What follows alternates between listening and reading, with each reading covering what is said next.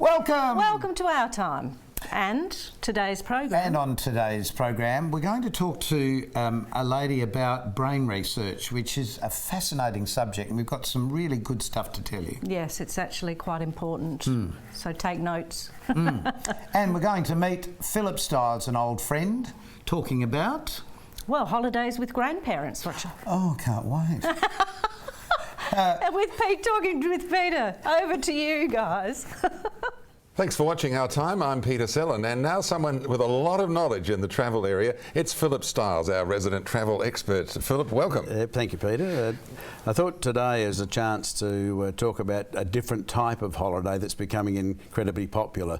Young people, or even people who do it second time round, go on honeymoons. People get pregnant and go on baby moons, and there are a range of reasons for celebrating, but there's been a strong move where grandparents might say, okay, I'm going to treat the family, and so sons, daughters, grandchildren and what have you head off to a destination. And so there are lessons I've learnt and experiences I've had with our children and grandchildren that I think are worth people thinking about for planning a holiday. So, I mean, there's so many different places to go. It's pretty mind-boggling when you're trying to plan something. Do you go overseas? Do you do local? What do you do? What's your words of wisdom? I certainly think you tackle something locally first. Right. It's always good. A regional area nearby can be as simple as a cabin. There are resort facilities depending on what part of Australia you live in. But one of the early ones we took was being based in Adelaide, going up to Queensland, up to Noosa, a resort-style property, really an apartment property, with only one grandchild at that stage, and it was a terrific experience. We could wander down to the main street, we could go on a tour, we can get involved with riding bikes, or you can engage with yourself, or be very lazy or simple. Take your favourite book. Read a book and take it in turns and looking after the grandchild and take a bit of heat off the youngies. From there we sort of moved up as the grandchildren brigade started to increase and went back to the Sunshine Coast and rented a house. And so from that point of view, a few little ideas I think is make sure you've got your own bedroom and Fair enough. Make sure you're not always feeding a baby or something like that, but just enjoy it together. And then you tend to move on to the idea of tackling an overseas holiday. And I think there are some wonderful things you can learn equally so. Pick the destination together, make sure the type of facilities for the age of your children are going to suit the family orientated holiday. And you can do that. Examples, Fiji is a very accessible location for people. A lot of properties you can have apartment style or stand alone and have your own room. It's very important. You'll end up with grandchildren in the room anyway. As part of the fun during the day, you'll have your children send them around, go and see Nana and Papa. And then you can use that, I think, to plan activities. I took the boys out fishing one day. The girls go shopping. It comes naturally to them. Fair enough. You show grandchildren a swimming pool, and above the water or below the water, they will entertain themselves forever. A lot of properties have kids clubs. That can be part of the enjoyment and a bit of a break for the parents in the process. So a lot of these things, I mean, there's so many deals, Philip, and you know, again, you've got to do your research, but you can go to some pretty exotic places for not a lot of money. We had, and we're talking international holidays in particular here, Penang is a very accessible and enjoyable family destination that we've found. You can do a lot of night markets and you can eat on the streets, which are all good fun, or you can stay within your hotel and enjoy the resort facilities. But taking in Penang as a destination, off to the butterfly farm, off to the reptile park. We've done cycling around the island, and I'm pleased to say, live to tell the story. But the options that you have are quite broad. And again, another idea is you might try a cruise. Now, you need to be comfortable. The age of the kids is in the category you're going to feel comfortable with. And so there you can commit yourself to the cost of a cruise and the whole family, that's covered. If you want to have a drink, you want to have a big drink or a little drink, then there's the tab that you look after. Yes. I do have a story of a friend who made signing rights for all the kids. Oh, really? And $7,000 later, he had a fabulous holiday. They all did. But the cruising, as Phil Hoffman always tells us, he's one of the travel gurus, of course, in Australia. And Yes. Once you're on board, you unpack and everything's there. That's part of that style of holiday, and there are multiple activities when you're on a ship. Children are well catered for. You pick the ship that you know they'll be well looked after in the sense of activities, and then the parents can enjoy a multitude of restaurant opportunities. There seems to be, on cruising, always a learning opportunity of some sort. There's always an educational component that seems to be there, but certainly plenty of relaxation. So when you're planning these holidays, apart from budgeting, and you include your kids, whatever age they might be, it's always best to ask them what they might want to do, rather than say, this is what we're doing. Like I've got to the stage, like Chevy Chase in the vacation movies. We're doing this, kids, if you like it or not. You've got to be comfortable that it's in the price range that you want to spend on your family. You've got to feel good about that as well. I've got to the stage where our grandchildren say, well, where we're going the year after next or wherever. Right. And so I think you can become more adventurous, and a lot goes back when you talk internationally, length of the flight. Yes. And so think of the children again and how long they can be comfortable and settled for. And what impact it's going to have with just the time zone changes, particularly with small children and their sleeping patterns.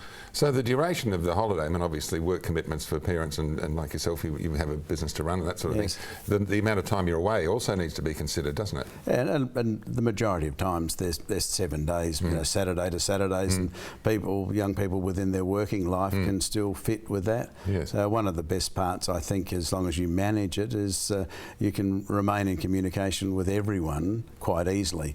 It's up to the individual.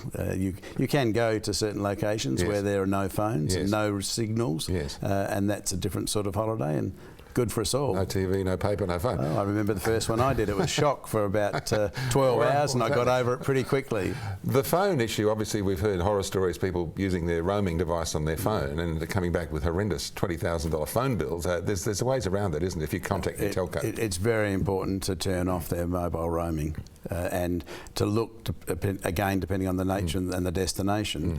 These days, a majority of properties offer a free Wi-Fi facility. Through Wi-Fi you can Skype, as long as you've both ends of the visiting family or otherwise know how to use it and have set themselves up for it. There are phone cards you can buy that, particularly in the US, they've been incredibly popular to use normal or standard pay phones and dial-in codes and what have you. That they were very, very affordable.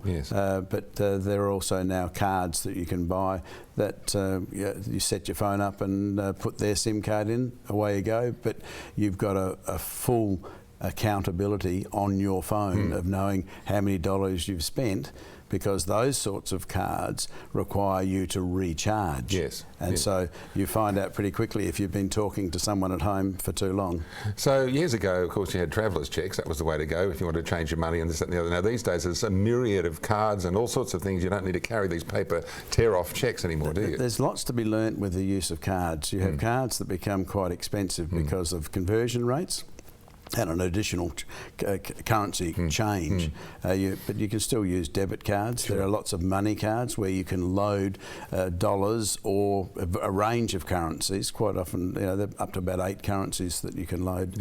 And you find that you can use those in a lot of ATMs and receive the funds in the currency you bought on that card. Just don't lose your card. No, hang on to your card. They're very good. I can remember using a card about 4 years ago that had funds loaded on it, and I actually got to the stage where I was guessing what was left. It was towards the end of the trip, and I thought, I'll try this and see what it gives me. And I had a phone call in under 30 minutes saying, your card has been attempted to be used in the last 15 minutes or so. Is it you using it? And so I was pretty impressed by that. I had another example where a card of mine was skimmed in a restaurant. And I received a call, are you about to buy this piece of equipment in the US? And reassured them. And because the trick is not to let them take this card behind the counter. The idea is if you can help. You'll see that these days a lot of card transactions in a restaurant are done at the table. Yes. They'll bring a mobile True. device to you, Yes. and you can keep your eyes on it. And I think way. if you're unfamiliar with the destination and have any concern, take your card up to the cash Keep your eye register on it all the person time. and stay with the card. Is another way. Now, when you're travelling, I've seen people. I've been on a couple of cruises, and people pack so many things that it's never ever likely to use. So travelling and packing is another art in itself. Take the minimal amount, or look, I don't claim to be an expert in that area, but I think it's sometimes influenced by the destinations, sure. or if there are multiple, you can go in various climate conditions. Absolutely. You can be in Asia on the way to somewhere and need lighter clothing, but the story's always been lay out on the bed all the clothes you want to take and then halve it. Halve it, yeah.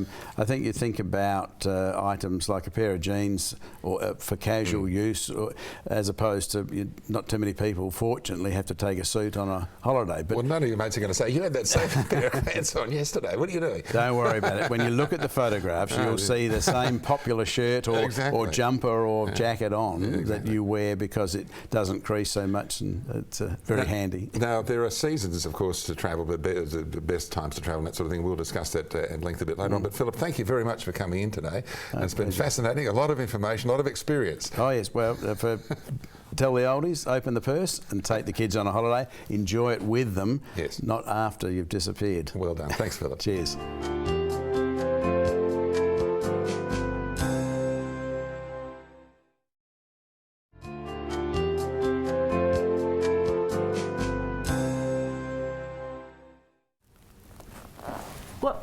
Malcolm, what are you doing? You know, when we were kids, we used to look and we'd say you can see straight through. Oh, you saw light the other side. No. I apologise, my friend. It's a bit dark in there. It means you've got one. Thank goodness for that. So little is known about the brain.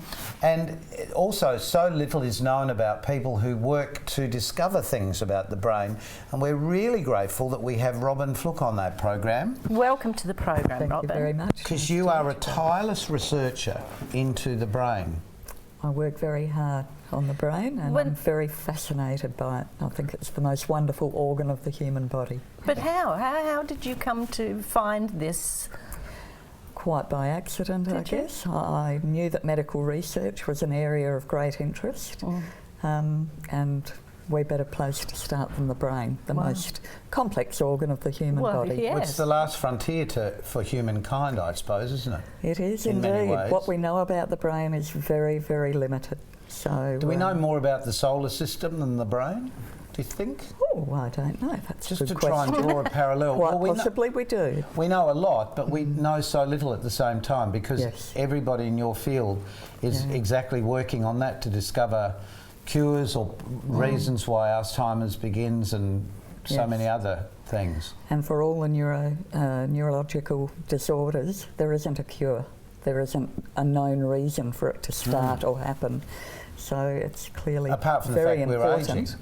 Yeah, we're all ageing, and as we age, we're all going to develop neurological disorders. So it's really crucial that we start to find out why things go wrong and how they go wrong, and try to fix it, remedy it, and come up with new treatments. I mean, it fascinates me that you would even begin. How would you begin? I mean, where does your research take you? Well, our work's to get the tissue for the scientists to study. Right. So in the beginning, that's what we do. We've set it all up. We've got it all happening so that now researchers can come and have a look at the tissue we've got and study it using all the new and evolving technologies. Because we've been going for 30 years, it means we've got a really good archival collection of brains that we can refer back to. So as a new technology evolves, you can apply it to the tissue that's stored. Wow. But you need more tissue. Yes, we do. We're always looking for new tissue. As we get it, it gets used. So how do you come by tissue? People agree to donate their tissue. It's all legislated for, and there are ethics guiding the use of tissue in research. There's 3 things you were saying before. Yes, there's the legislation. Yeah. So that's the legally binding consequences if you do the wrong thing. So we're not going to do the wrong thing. The ethics, so you won't get funding if you don't have proper ethics. And socially, to make sure you're looking after donors and their families at a time of great grief and mourning, even if you know someone's about to die. It is a very, very traumatic time for them. Of course it is, but let's not pussyfoot around the issue. You obviously can't get tissue unless somebody dies. There are no animal models that reflect human neurological disease. And secondly, though, this is not the same as donating your organs. No, if you donate your organ for transplantation, that's done through the SA, in Adelaide, SA Donate. But if you want to do research, you have to go through a whole lot more hoops and make sure that the tissue is being looked after, stored and protected for the best use possible. So if Malcolm and I were to say that we would donate, because our brains are working pretty well, we think. Stop it. Just look through there at night. That, it's not just that you are a donor on your driver's licence, that you have to do something else. Specific consent to donate, but you can then put it in your will. You can put it in your plans for the future. Yeah. And we think it's a good idea to talk to your family about your choice. What you want done when you die. Yes. Because they're the ones that will make it happen. They're the ones that ring me and let me know. You're not looking for people, you're looking for people with normal brains, really, not for people who are necessarily on the path to decay. We need both. So we need to be able to compare the diseased brain to a normal brain. Okay. So you need to collect everything. So how do you feel, Robin? How do you feel when you get, let's say, a new brain? What do you see that as? I think it's valuable material that can be used to give us answers that we don't know yet. I think it's crucial that we need to be looking to find out what's going on in our brains when they don't work properly. So is there funding, is there adequate funding in this area, government funding? There has been in the past. When we started 30 odd years ago, we were only collecting about 5 brains a year. Now we're collecting upward to 30 per year. Still, it's not but the funding has faded off dramatically. Is it because people don't know that this is happening? I mean, you're the first person that we've talked to out of literally hundreds of people on this program that we've had this subject to talk about. Yeah. Right, okay. Yes. That's interesting. No, it's unique to We us. don't advertise a lot because limited funding, we can't take all the donations. A lot of people really want us to give them answers. The only way you can get a diagnosis often for neurological problems is after death. And a study that I did do on cases over the 30-year period showed that 20% of cases have a different pathology after neuropath diagnosis, after autopsy. So that's really important to know, and that can reduce the cost of treating someone for something that they don't actually have. Right. But you can't tell until after death, which is why what we're doing is so important. It I is, think. yes. I think it's really important. But is there a certain age too that you're looking We at? take everything Do you? over 18. We Over don't do 18. children. No. Because that brings with it a whole new ethics dilemma. So at the moment we're doing mainly neurodegenerative. We're also doing neuro-oncology. We've set up a tumour bank to look at brain tumours because the prognosis there is not good. The same with many neurological diseases. Treatments are improving, but we need to have more time and more money. More money. Robin, Yeah. last year I was in Scotland and I went to one of the old churchyards there where the bodies used to be stolen because bodies or cadavers weren't available. So anybody that died, the doctors of the time were digging them up as quick as possible so that they didn't decay. Well, you don't know this? I'm not sorry. Oh, okay. We wouldn't be here today, really, had that illegal practice not occurred, because the information that came from that medical research really was the beginning of modern medical research, wasn't it? Yes. Yes. But we understand so much more now, and because we understand more, you would think that both government and even private donations would work towards you because you could have the cure for the future. Yes. for the children of today who are going to age probably more than us when you think about it. Yeah. Sorry, was that too much in one go? Yeah, it's staggering though, it is. But That's generally why people donate, because they want to make sure their children, their grandchildren, their friends don't suffer the way that Grandma did by having Alzheimer's dementia. And along the way, we're learning a lot more about how to help people. So on a score of 1 to 10, where do you think you are with the understanding? 1. 1 with what we know. Where do we need to be? A long way ahead. Yeah.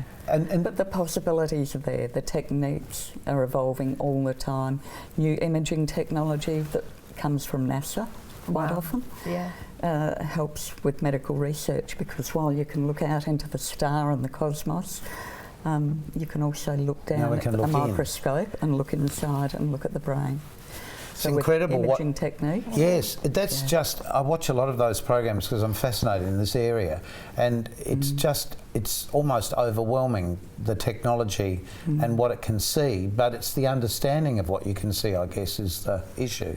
Yes. Yes, trying to make sense of everything that you see. But for you too, as well as doing the research to keep up with the technology, I try not to keep up with it too much. I make sure that the brains are kept in the best possible way they can be to help research. So they need a very rapid post-mortem interval, process the tissue very quickly after death. Yeah. And you can only do that by arranging things ahead of time. Yeah. Families talk about it. It's a good time when you're not sick, when you're healthy. Yes. Talk about your funeral plans, what you want to do, etc. So that everything's in place when that time does come, that it eases some of the burden on the family. Because no matter how prepared you are, when you lose someone you love, it's a very tough time. Sure. But the reality of life, sadly, is we all started as stardust and we're going to end up that way anyway. So however we fragment at the end, it's all a bit pointless, really. We're not going to come back in this body again, so what's the point? No, just give it all away. Do something with it. That's we're going to give it back to the atmosphere, whatever happens, aren't we, at the end of the day? Is it people facing that death decision as to what to do, whether you're buried, cremated or donating to science or whatever? Each people have their own reasons. Donating tissue for research might not be for everyone. And that's why we don't have a huge number of cases. But it's up to each individual to make the decision, and no one to put pressure on them to do one thing or another. But we find that once people are educated and understand, and the consequences are, you get buried, you get eaten by worms, you get cremated, your ashes. So why not get back to research? Absolutely. Why not help the next generation to maybe not suffer the way this generation did? Yeah. And we'll be back with more Our Time in just a moment.